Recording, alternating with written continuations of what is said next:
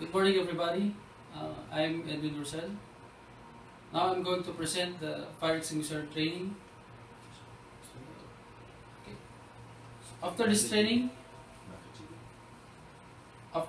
you will be aware of the following: fire triangle, fuel classification or types of fire,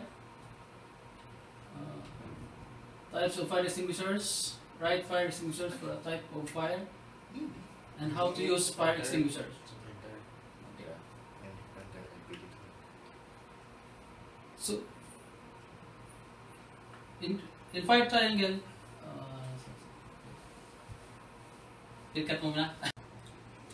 fire triangle has three elements, three sides. Okay, fire has three elements composed of oxygen, heat, and fuel.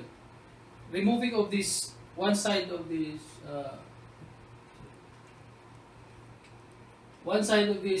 fire triangle, there will be no fire be created.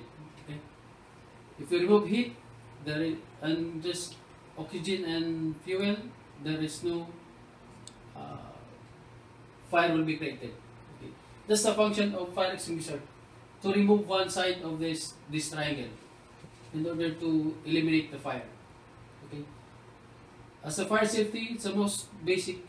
It's based upon the principle of keeping fuel from its source or ignition sources.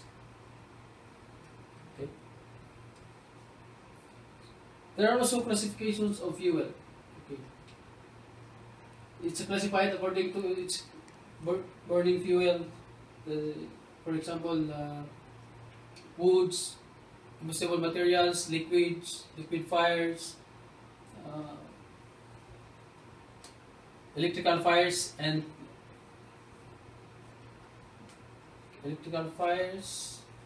metal fires, and kitchen fires, combustible metal fires and kitchen fires. Okay.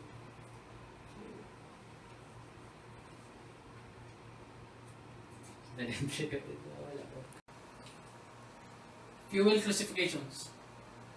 Fires are classified according to the type of fuel that is burning. This means that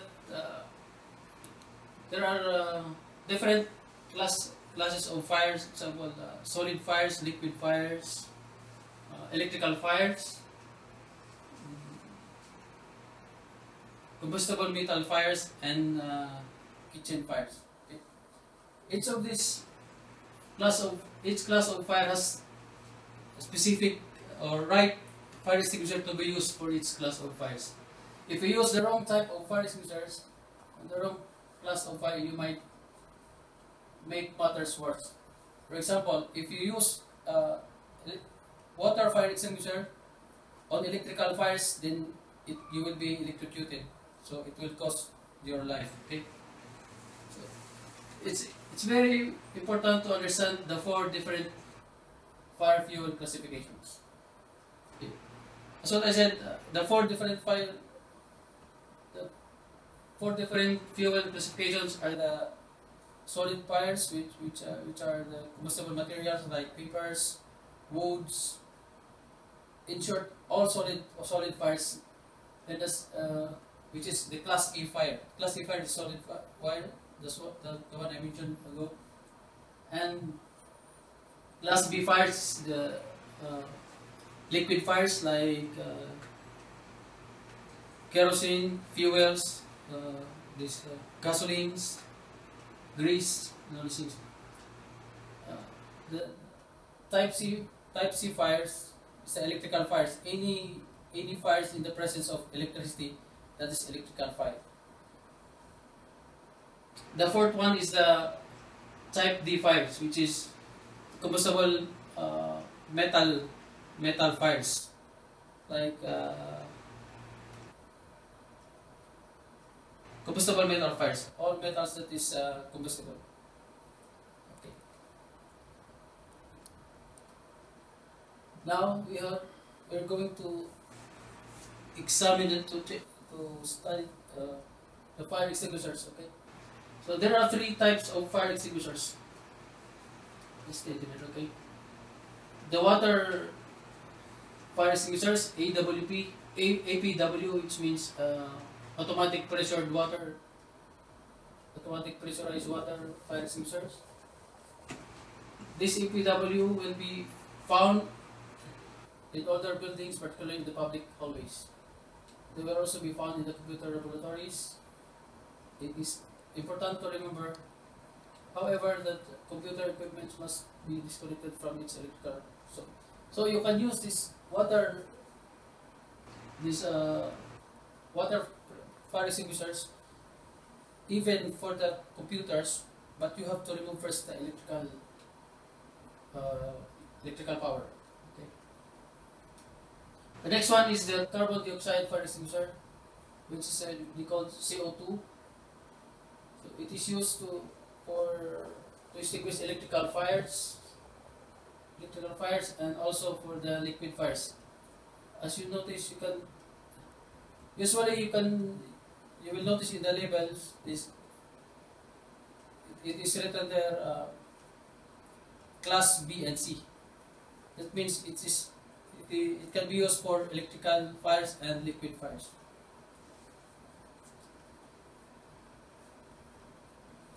Okay. So as I've said, it's for the class B and C fires, flammable liquids and electrical sources fires only. Okay.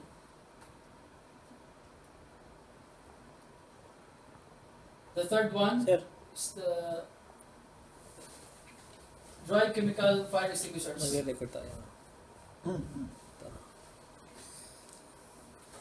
Okay. Dry chemical fire extinguishers can be used in all types of fire. Okay. Can use in types of A, B, C. As it is written there, dry chemical A, B, C. Which is for combustible solid fires, liquid fires, and electrical fires. Okay. So that means this dry chemical you can use any types of fire. As you notice in the hospitals, some accommodations and establishments, you can find this carbon dioxide only in the electricals. Usually in the electrical rooms, electrical areas, because it's the best fire extinguisher to use for the electrical fires. This CO2, because it's very cold and it will cool the substance which creates fire. And also the one best function of the CO2 is that it will remove oxygen from the air, which is, as we know from here, it's one side of the fire triangle. So removing this oxygen by using CO2 will eliminate the fire. So you can extinguish the fire through this how this CO2 functions. Okay.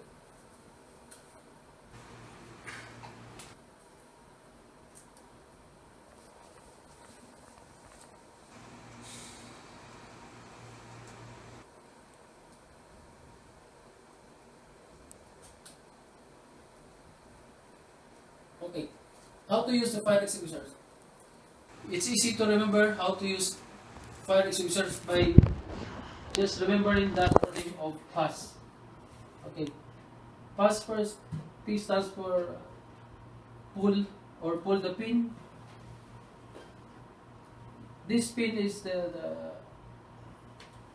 protection for safety. This pin is a safety pin to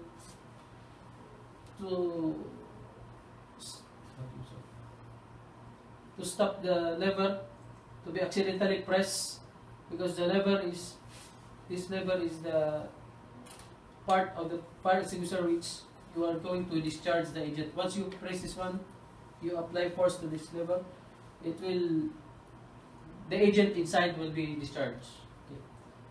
The second one, the A, stands for the aim, which aim at the base of fire. Any fire, just aim at the base and press the lever and discharge it to the base of fire. Okay? Then S for the squeeze. After removing the pin and aiming in the base, squeeze the lever and sweep it side by side. Okay? You have to squeeze it you have to be sure that you can extinguish the fire within 8 to 30 seconds only, because the discharge time of the fire extinguisher usually is 8 to 30 seconds. Okay?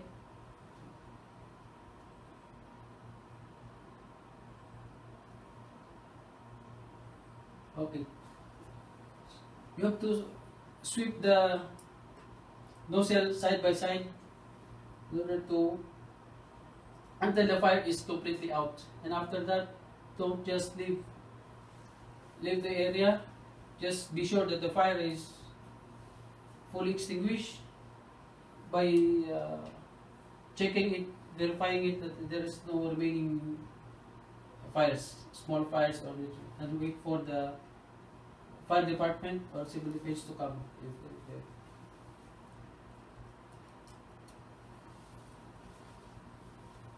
Okay, rules for rules for fighting fires. Fires can be very dangerous, and you should always be certain about this. This is the rules. For this reason, when the fire is discovered, this is what you will do: assist any person immediate danger to safety. If it can be accomplished without risk to yourself, okay. That means you have to assist the person.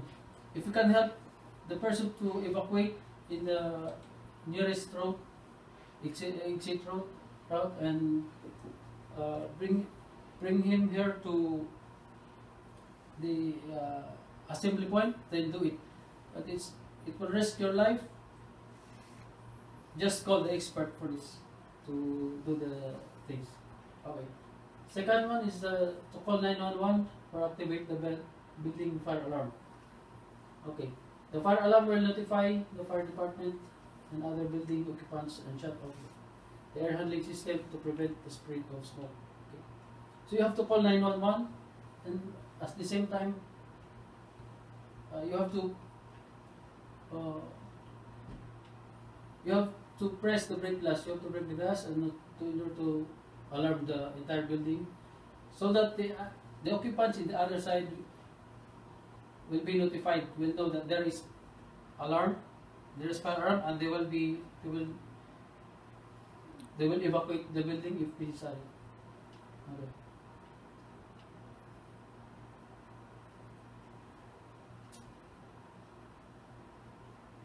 Okay. If the fire is small, and only after having done these two things, you may attempt to use an extinguisher to put out the fire. So first, you have to do these two things first. This 1 and 2, you have to comply before doing this, before extinguishing the fire. Otherwise, you have no backup if the things get worse. Okay.